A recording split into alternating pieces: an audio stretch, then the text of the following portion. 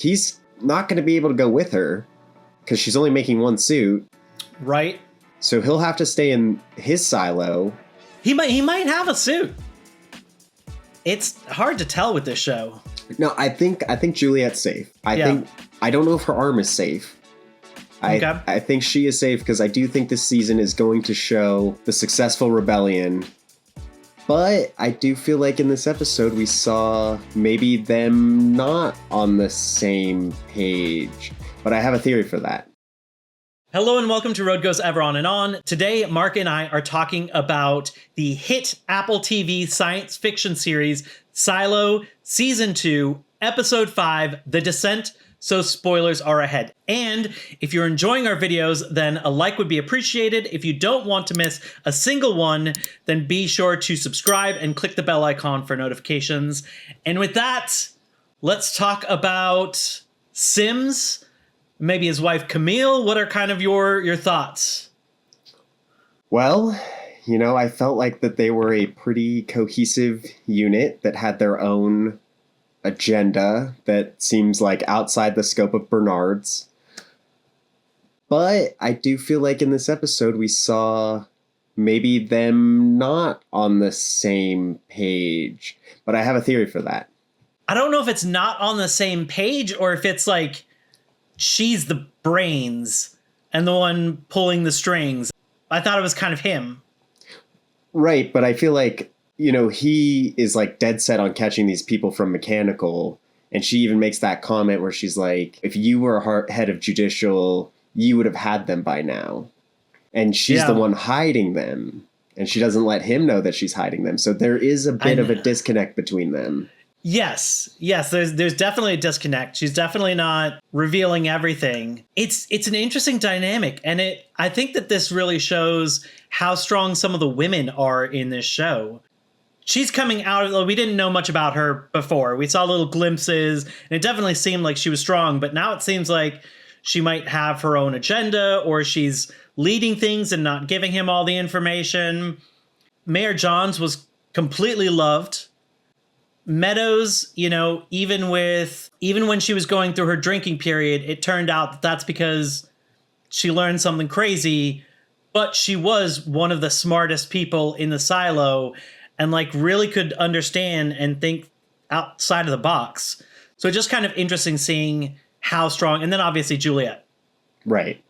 And I would even say Walker, even though she doesn't leave, she's like the lead of mechanical. Yeah, I would say there is a lot of strong female roles in this. And I think that, Meadows was too smart, that Bernard realized that she was a threat and had to take care of her. So, I think that only speaks to the credibility of how powerful she was as a person in the silo. Do you have any thoughts why Camille didn't tell Sims? Or why Camille helped them? No, I don't know why she didn't tell, but it does seem to me that, she made the comment about if he's successful at this, then it's a reset for Bernard.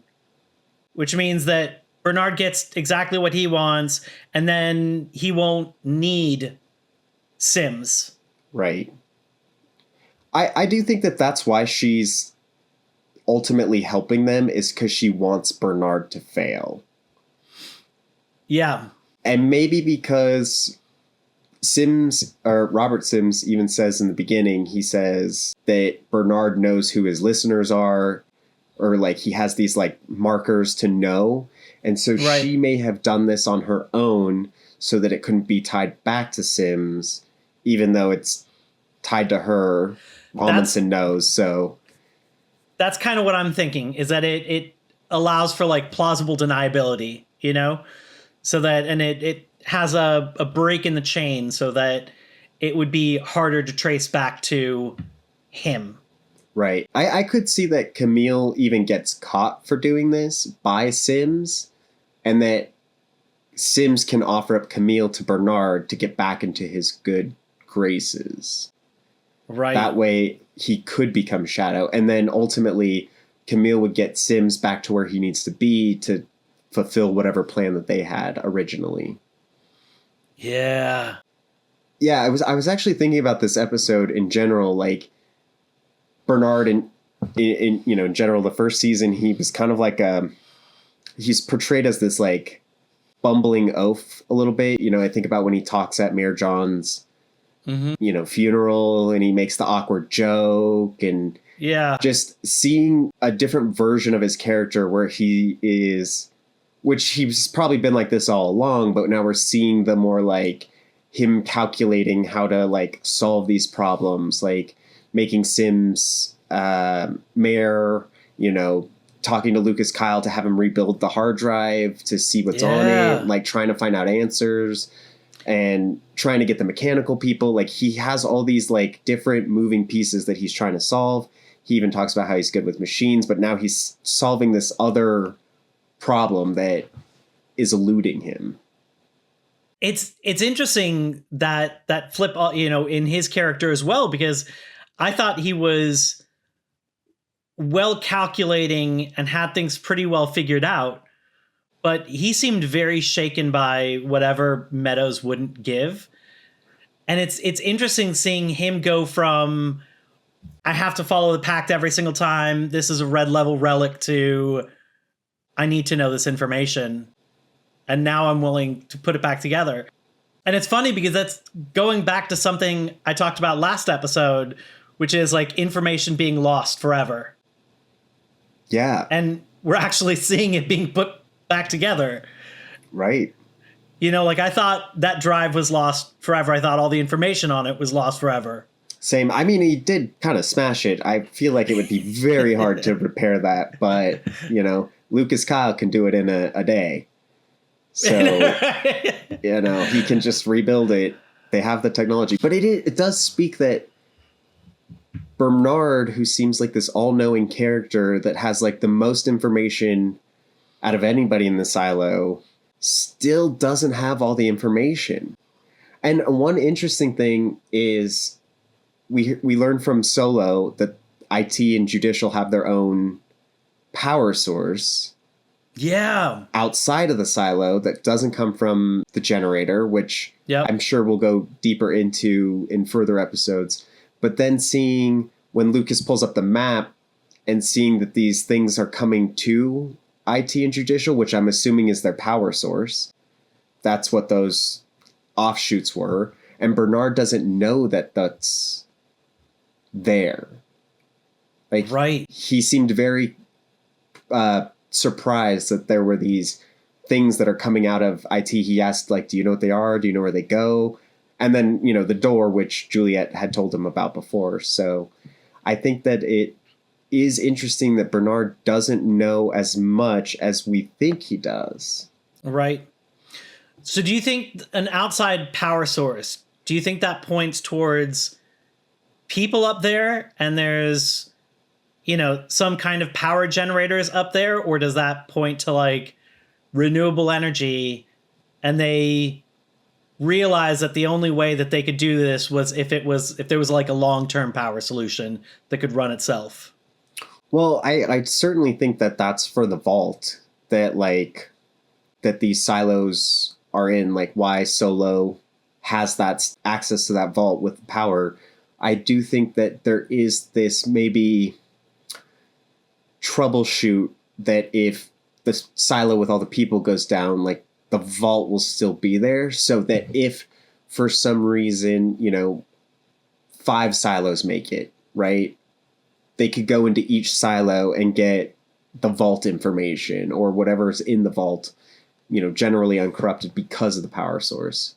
Yeah. But I do think it points to possibly Founders, the Order, the Pact, whatever these books were written from. Like, I just imagine like some giant server room that is just like creating power to all of these.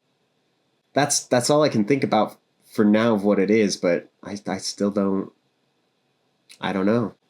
It's interesting seeing Bernard potentially go against the pack to try and put this together to get more information. This episode felt like everybody has learned that they can't trust somebody, you know?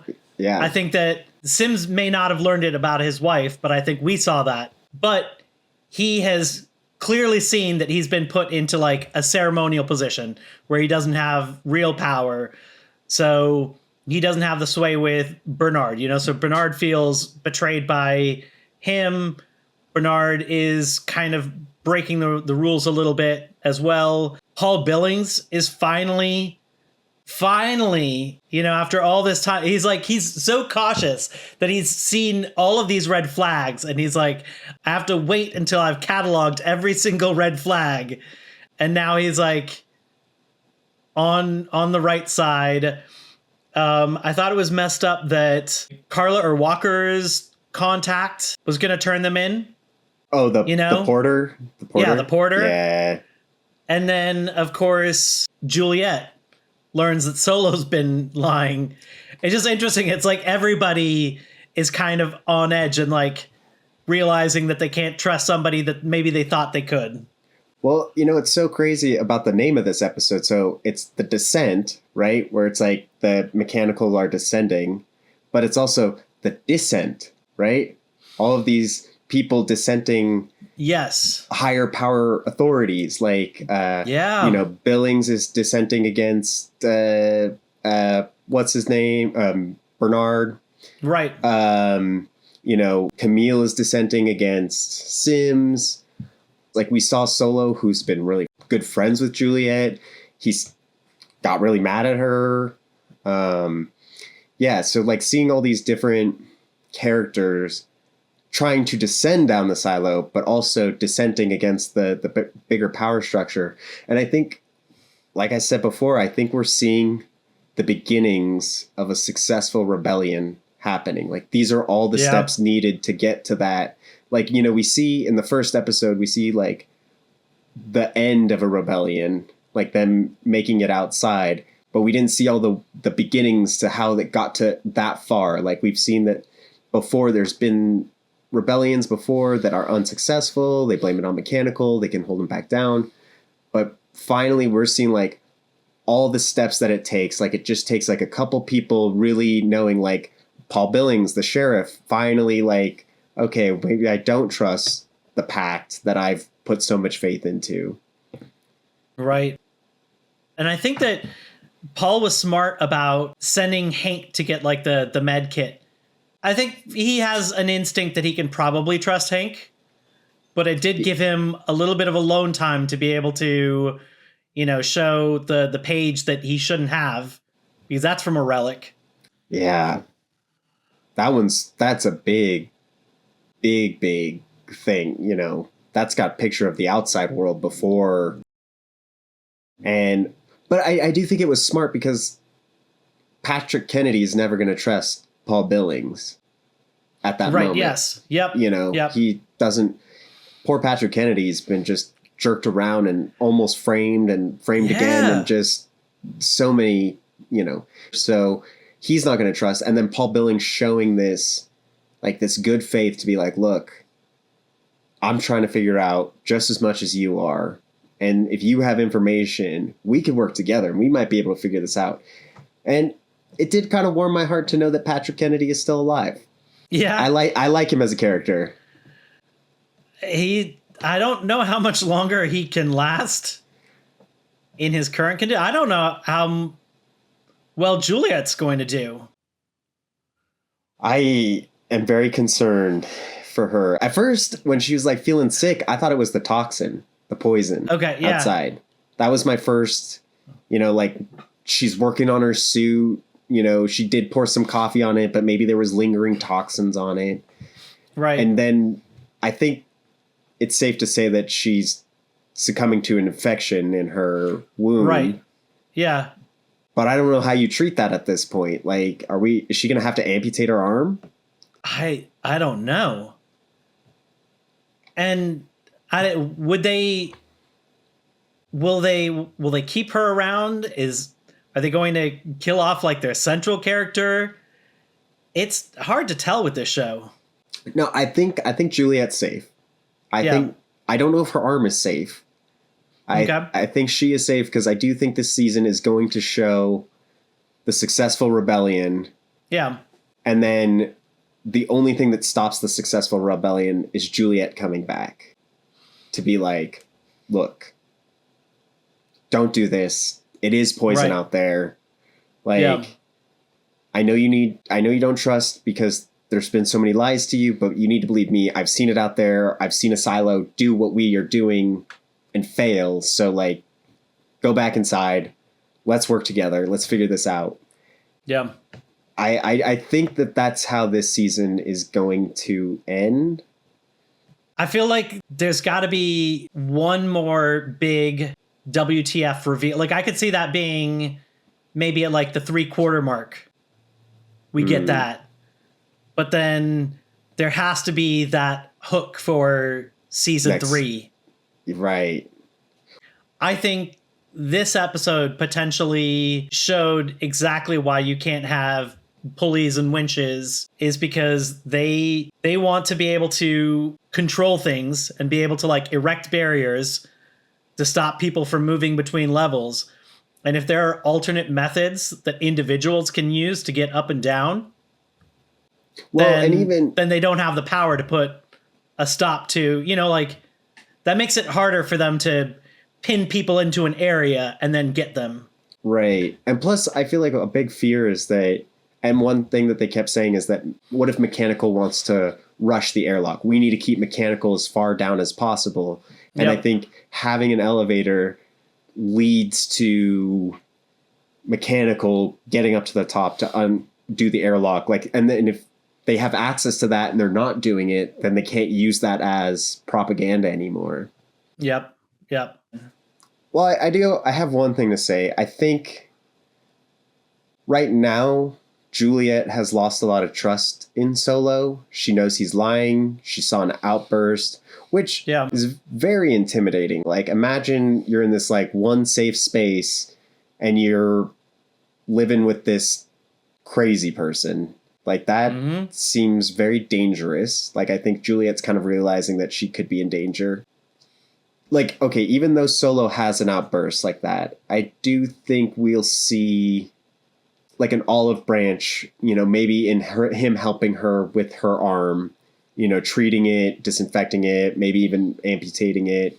That's going to save her life. That might give a little credibility back to Solo in future episodes. Because I still feel like even though he's crazy now, there are still positive traits with Solo. He has so much knowledge that I think she absolutely needs what is inside of his head. But like you said, him being crazy, he holds a lot of power over her because he has the food. So, and he could poison it if he wanted. Who knows if he's done that to other people? He won't talk about the bodies outside that are fresher than the bodies up top. Right. So it just, she's in a really weird spot with him. I was just going to say also, Steve Zahn, phenomenal actor. The way he can play like childlike innocence and naivete to this very fierce presence and kind of scary. Like phenomenal acting job. Yeah. And I think it's scary because he has the power of an adult, but I still saw that as very childlike. That outburst was, that was an emotional outburst. Like he doesn't have control of his emotions, just like a lot of kids don't. And she clearly has figured out the truth, and yet he's still clinging to this lie and clinging to it with like a frightening amount of, anger. Oh yeah. He was quite frightening. But like I said, I do think that, Juliette's in a bad position. I think he's going to tend her wounds. He's going to take care of her and possibly help her to get her to help him. Cause he's not going to be able to go with her because she's only making one suit. Right. So he'll have to stay in his silo. And the water keeps rising, and if it goes above the vault, then he's pretty much dead. Yeah. So I could see her either taking Solo with her. Right. Potentially. They fashion a second suit. He might have a suit because that position comes with a suit, but also he probably wasn't chosen for that position. Right. So he might have a suit. And his might, like, I wonder, since they know that it's poisonous out there and they have suits, they've got to work. They can't just be symbolic. Yeah, I would assume that they probably have the good heat tape. Bernard had a suit, and he was saying, I'll give you mine. She's like, it's not going to fit. Okay, I'll make you your own. And she was trusting that it was going to be a real suit that would work outside. So he might have, I don't know if it fits, because once again, it might not have been made for him. Right. But I do think that he has a suit back there. Well, that actually makes more sense, because I was thinking that we were going to do kind of like a side quest with Juliette where she's going to be like, all right, I'm going to go help him drain this water. But now I do believe that head of IT does get a suit. So it does make sense that he'll get a suit. Like, he already has a suit. And that's, I think that's going to be like more of a gut punch to Juliette. Because she's like trying to make this suit, and he's going to be like, oh, well, I have a suit. So I think that's going to be a big, like, shock moment there. Yeah. Yeah. And also, I don't know if you had subtitles on when Sims went into his role as judge. I think I have the subtitles on. I don't.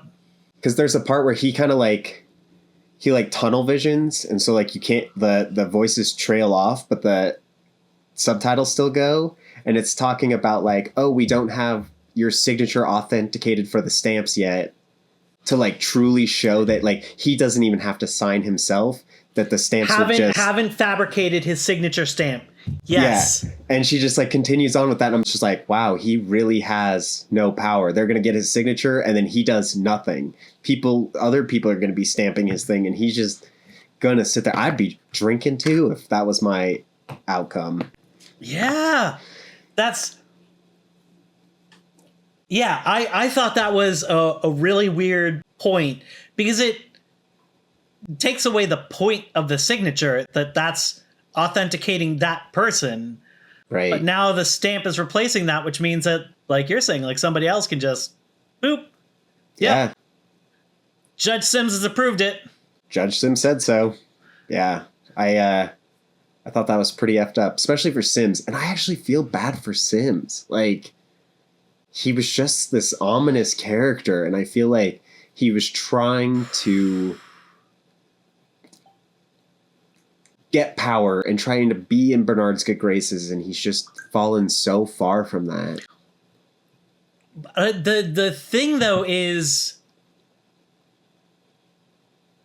I feel like he and or his wife have some kind of motive to this. It's not just, I want this role, or I want to be like, I really like Bernard, I want to do stuff with him.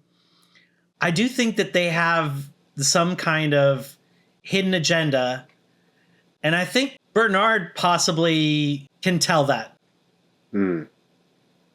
Yeah.